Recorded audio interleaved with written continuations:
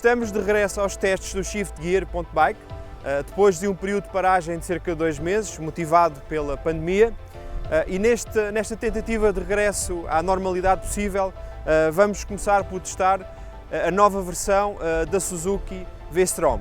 Neste caso a DL1050, que foi alvo de uma remodelação de certa forma profunda, que compreendeu não só a componente estética, mas também ao nível técnico, no motor e com um pacote eletrónico de segurança ativa bastante completo.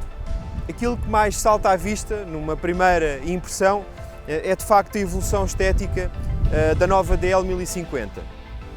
E a Suzuki não teve que inventar muito neste campo, pois bastou-lhe recuperar aquilo que tinha introduzido no mercado no final dos anos 80, em 1988, quando avançou para uma participação bem sucedida no Paris-Dakar, com a DRZ, que acabaria por motivar o lançamento de uma DR Big, a famosa DR Big, a maior máquina com motor monocilíndrico da altura. Começou por ser um 750 e depois terminou com 800, e que no fundo foi a precursora, em termos mundiais, deste famoso desenho que nós chamamos Bico de Pato e que depois muitos outros construtores acabaram por seguir. Portanto, a Suzuki foi às suas origens e conseguiu, de facto, nesta nova DL1050, recuperar muitos dos traços originais lançados pela DRZ primeiro na competição e depois pelas DR Big.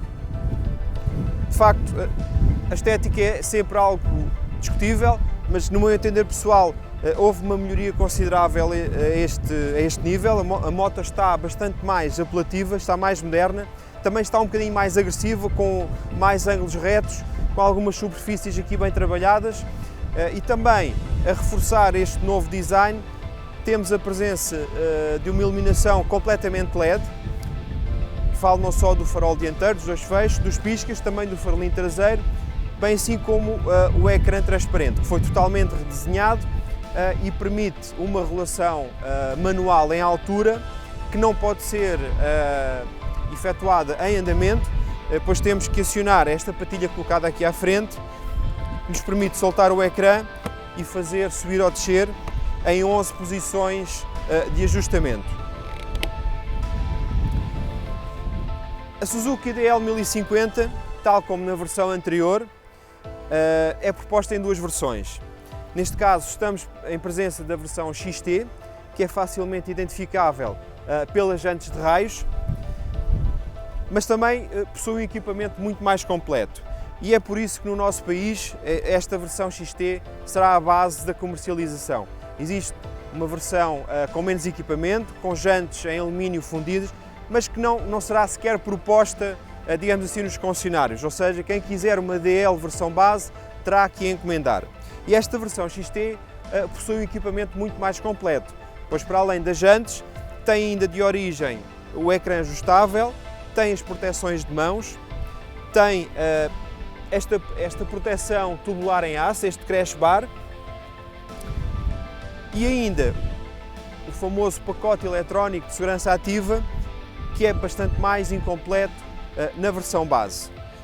Acrescentamos ainda a possibilidade de o assento ser ajustável a 20 mm em altura, no caso desta XT, e de existir também uma tomada de 12 volts adicional aqui debaixo do assento do passageiro, para além de uma tomada USB, essa sim de série nas duas versões, colocada ao lado da instrumentação.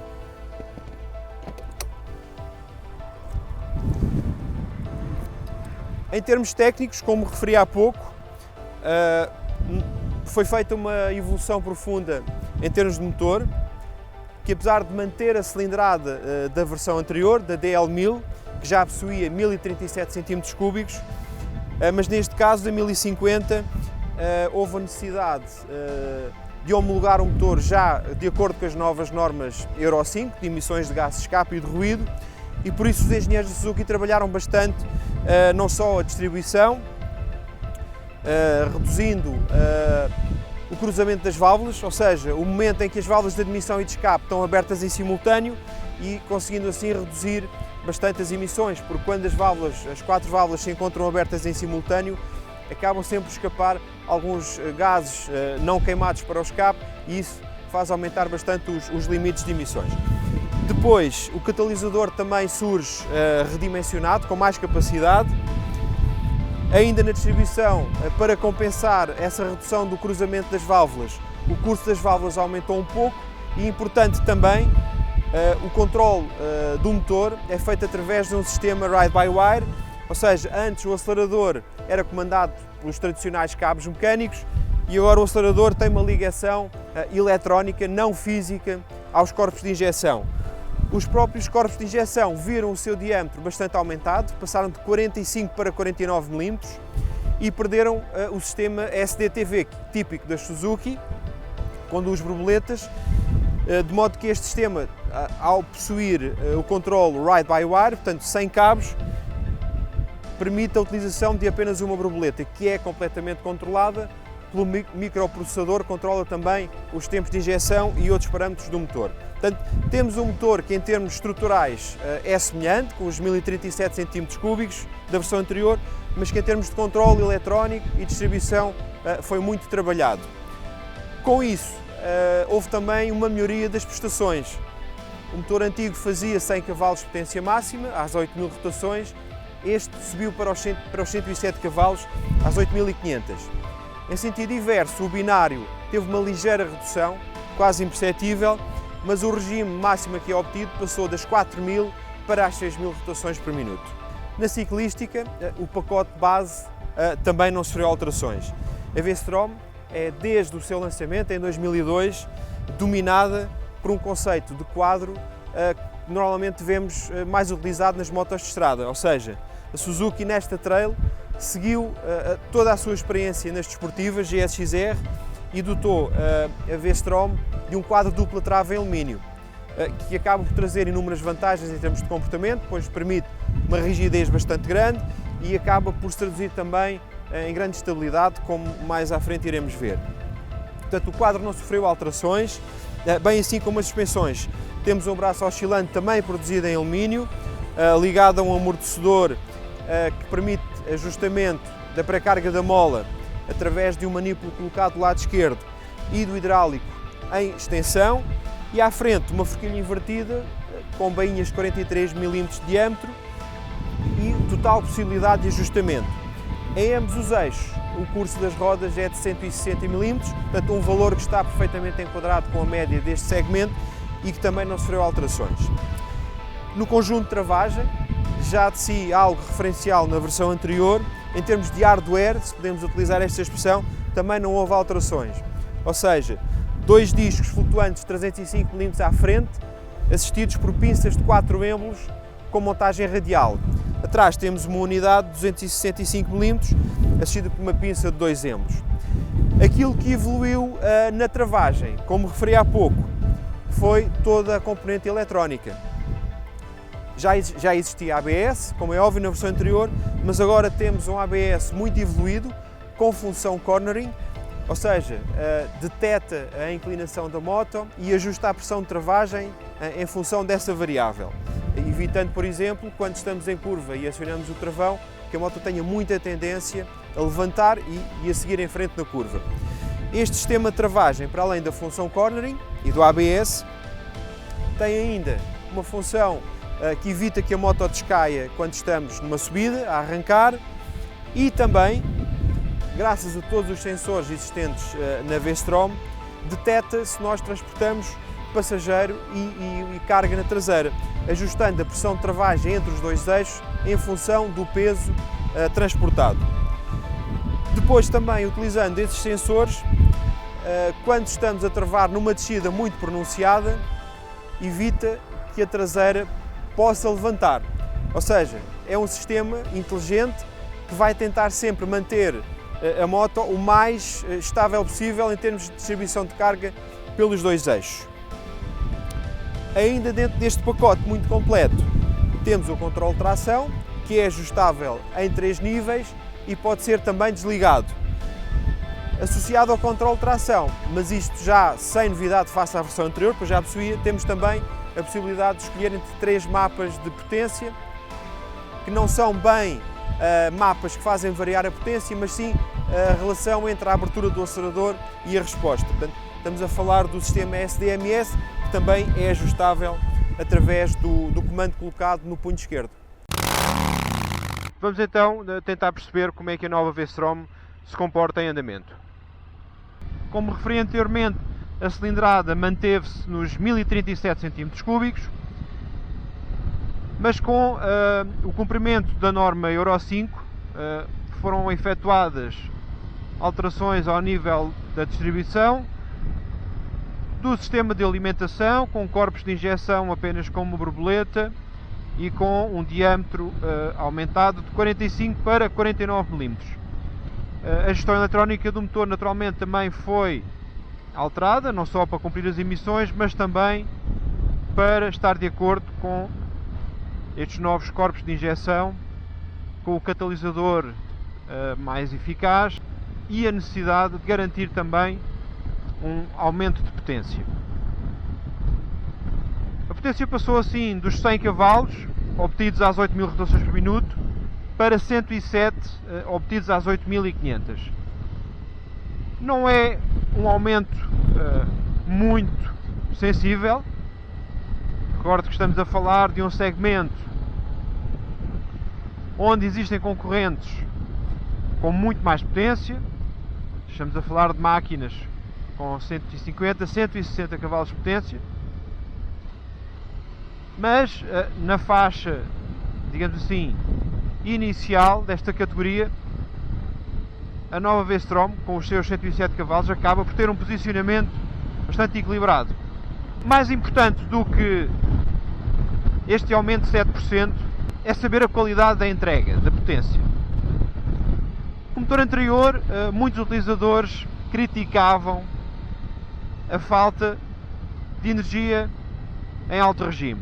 De facto, o motor, com o seu binário máximo obtido às 4.000 rotações por minuto, tinha uma capacidade de progressão muito interessante em baixa rotação, mas depois, à medida que o regime aumentava, notava-se que o motor perdia fôlego e não conseguia progredir com a energia desejada, digamos assim. Neste caso, e apesar de o diagrama de distribuição incluir um valor de cruzamento de válvulas inferior, lá está, para garantir o controle das emissões, conseguimos perceber que este motor acaba por ser mais agradável que o anterior em alta rotação.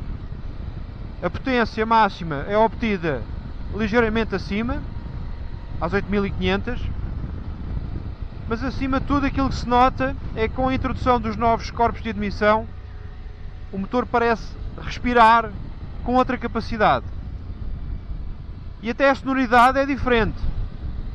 Devido a esse maior diâmetro, quando rodamos o punho, de facto notamos não só que o motor responde com mais energia e acima de tudo tem capacidade para prolongar essa energia durante mais tempo, mas também acompanha esta dinâmica com uma sonoridade bastante interessante. O motor apresenta um funcionamento muito regular, à semelhança daquilo que era conhecido das versões anteriores. Eu recordo que este formato de 2 cilindros em V com ângulo a 90 graus, por si só, é um formato muito equilibrado. As forças inerciais de primeira ordem são automaticamente anuladas com este formato, daí que não seja necessário a existência de um veio de equilíbrio. E de facto isso nota-se em andamento. Não existem vibrações, o motor tem um funcionamento muito regular e quando tentamos recuperar a rotação desde baixos regimes, nas mudanças intermédias já é possível deixar cair a rotação até por volta das 2.000 rotações por minuto e depois estamos em quarta, ela progride com progressividade. Em quinta e sexta, especialmente em sexta, que é muito longa, já não será tão aconselhável adotar esta utilização, portanto temos de trabalhar um bocadinho mais com a caixa de velocidades, mas em terceira e quarta é perfeitamente possível recuperar desde as 2.000. De facto agora quando se roda punho, a sonoridade é muito mais agradável e o motor em alta tem uma capacidade que o anterior não tinha. A caixa de velocidades é precisa, sensível, e com a embreagem deslizante, nas reduções não temos que nos preocupar com o eventual bloqueio da roda posterior, para além de que esse mesmo sistema permite que a manete tenha um tacto muito leve e progressivo. Não estamos perante um monstro de potência, nada disso, mas de facto as melhorias efetuadas no motor permitem usufruir da nova DL com um pouco mais de alegria, e a própria sonoridade de facto é bastante cativante, o que não deixa de ser interessante atendendo ao facto desta máquina já cumprir a Euro 5. Sendo este um dos aspectos mais interessantes deste modelo desde o seu lançamento em 2002, e graças essencialmente a uma estrutura base bastante rígida que permite uma manutenção de trajetória e uma estabilidade elevada. Estou a referir-me ao quadro dupla trava em alumínio. Tudo isso se manteve nesta V-Strom 2020, ou seja, podemos atacar as curvas com bastante confiança, conseguimos perceber tudo o que se passa em ambos os eixos, e depois, na passagem em curva, sentimos muita precisão, sendo fácil controlar a trajetória ou exercer alguma alteração que se revele necessária. A travagem é outro dos pontos fortes da V-Strom. É algo que já era muito significativo, muito positivo no modelo anterior e, claro, manteve-se. Temos um conjunto com potência, com excelente tato, progressividade e que permite estar sempre no controle de todas as situações. As suspensões possuem uma taragem equilibrada, ou seja, se adotarmos um ritmo mais exigente, mais desportivo, não comprometem, mas ao mesmo tempo asseguram um grau de conforto muito interessante. Para além disso, sendo a forquilha dianteira totalmente ajustável e atrás sendo fácil também alterar a pré-carga do amortecedor, podemos sempre ajustar ou adaptar o funcionamento das suspensões àquilo que são as nossas exigências, ou ao estilo de pilotagem, ou até perante o tipo de estrada e de carga que transportamos. Em termos de conforto, podemos contar com uma proteção aerodinâmica assinalável, atendendo ao facto de termos um ecrã com ajuste. Portanto, não se torna difícil escolher uma altura, uma vez que temos 11 posições à nossa disposição, uma altura do ecrã que se adapte melhor também à nossa estatura e ao tipo de percurso que pretendemos efetuar. O assento tem uma densidade de esponja que reforça esta sensação de conforto, e a ergonomia saiu beneficiada com o facto deste largo guiador estar montado numa posição um bocadinho mais alta. Temos um ângulo dos braços muito natural, a posição do tronco não é exageradamente vertical, e isso reforça a sensação de controle que temos sobre a direção. Outra das novidades da nova versão da V-Strom, face à DL1000, é este ecrã LCD, e apesar de a Suzuki não ter optado por um TFT a cores que algumas das suas concorrentes utilizam, temos uma nova instrumentação com uma boa legibilidade e, acima de tudo, bastante completa em termos de informação. Através deste ecrã nós conseguimos controlar todas as funções do motor, e para isso basta-nos recorrer a este comando colocado aqui no punho esquerdo. Portanto, com estes dois botões nós conseguimos alterar o SDMS, o tal sistema que permite ajustar a resposta do motor, o controle de tração, 3 níveis mais desligado, e também percorrer todos os menus, como disse, bastante completos. Importante ainda referir que a versão XT, para além de todo o equipamento que já referi, distingue-se da versão base pela presença de origem do Cruise Control. O sistema eletrónico apenas permite utilizar este Cruise Control nas últimas duas relações da caixa de velocidades e é certamente uma adição importante para todos aqueles que irão utilizar a nova V-Strom em viagem. Outro dos elementos que faz parte do equipamento original desta versão XT e que é algo que os utilizadores deste tipo de motos prezam bastante é o descanso central. Depois temos aqui deste lado esquerdo também o manipulo que permite o ajuste da pré-carga do amortecedor traseiro, um acesso muito simples. Também como equipamento original temos este suporte para top case que inclui as pegas para o passageiro, bastante bem desenhadas e a permitirem um bom encaixe das mãos. Para terminar a descrição deste completo pacote de sistemas eletrónicos que equipam a nova V-Strom, temos ainda o sistema Easy Start, ou seja, com um simples toque no botão de arranque o motor entra em funcionamento.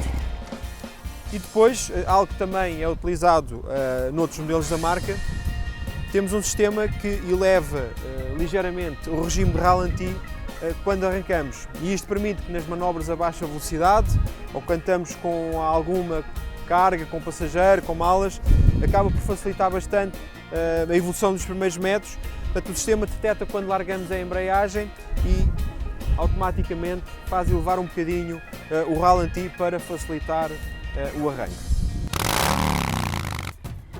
Sendo uma trail, a V-Strom 1050 permite pequenas incursões fora de estrada. Atendendo ao diâmetro das rodas, eu recordo que estamos a falar de um conjunto com 19 polegadas à frente e 17 na traseira, para além de que o equipamento pneumático de origem reforça essencialmente a sua faceta estradista de asfalto. Portanto, é possível fazer algumas incursões fora de estrada e aqui aquilo que mais se destaca é o excelente controle que temos sobre a direção, graças ao largo guiador, e também a boa leitura que temos do terreno, graças à equilibrada taragem das suspensões. O motor, com a sua entrega suave e linear em baixa rotação, permite progredir sem grande esforço.